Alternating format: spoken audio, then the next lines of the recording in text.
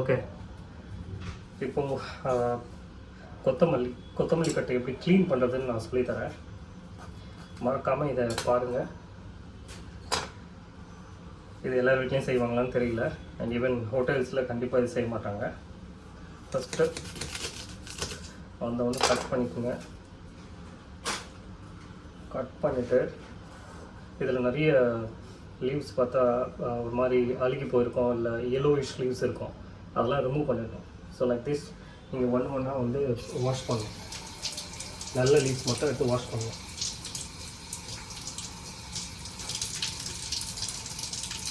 ரொம்ப பொடிசாக இருக்கிறது, சின்னதாக இருக்கிறதெல்லாம் விட்டுருங்க. இதில் ஏன் வாஷ் பண்ணணும்னு சொல்கிறேன்னா, இதில் சின்னதாக ஒரு எர்த்துவா மாதிரி சின்னதாக பிளாக் கலரில் வரும். அதை யாரும் நோட்டீஸ் பண்ண மாட்டாங்க. ஸோ நீங்கள் அதை ஒன்றா எடுத்து பார்த்தா மட்டும்தான் தெரியும். அவங்களோட நிறைய மண் இருக்கும் உள்ள. இந்த மாதிரி வாஷ் பண்ணி ரெஃப்ரிஜரேட் பண்ணால் அட்லீஸ்ட் பேர் மினிமம் 1 வீக்காவது ரெஃப்ரிஜரேட் பண்ணணும். 1 வீக்காவது இருக்கும், நல்லாயிருக்கும், ஃப்ரெஷ்ஷாக இருக்கும். இதை பண்ணாமல் அப்படியே வச்சோன்னா 3-4 டேஸ்லாம் ஒரு மாதிரி ஆகிடும். ரெஃப்ரிஜரேட் பண்ணால் கூட கெட்டு போயிடும்.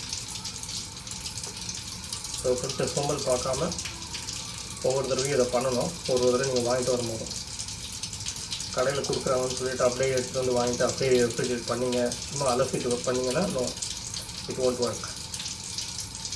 எப்போவுமே ஃப்ரெஷ்ஷாக இருக்கணும்னு நினச்சிங்கன்னா இந்த மாதிரி எடுத்து வந்த உடனே கட் பண்ணி க்ளீன் பண்ணி வாஷ் பண்ணி வைங்க. வாஷ் பண்ணி வச்சு பாருங்கள், அப்போ உங்களுக்கு டிஃப்ரென்ஸ் தெரியும். அதுக்கப்புறம் அது கமெண்ட்ஸில் போடுங்க ஒர்க் அவுட் ஆகிடுச்சா இல்லையா.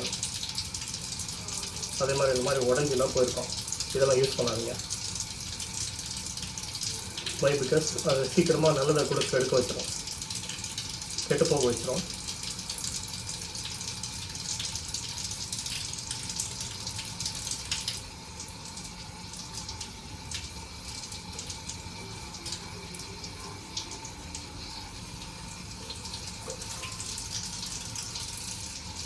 இது முடிச்சப்பறம் காமிக்கிற பாருங்கள். இங்கே பாருங்கள், நிறைய லீவ்ஸ் அழுகி போயிடுச்சு.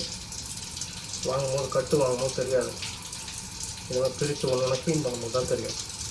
இது அப்படியே வைக்கும்போது மற்றதையும் சீக்கிரமாக அழுக வச்சிட்டோம். ஸோ வெஜிடபிள் வாங்குறது முக்கியம் இல்லை, அதை ப்ராப்பராக ப்ரிசர்வ் பண்ணணும்.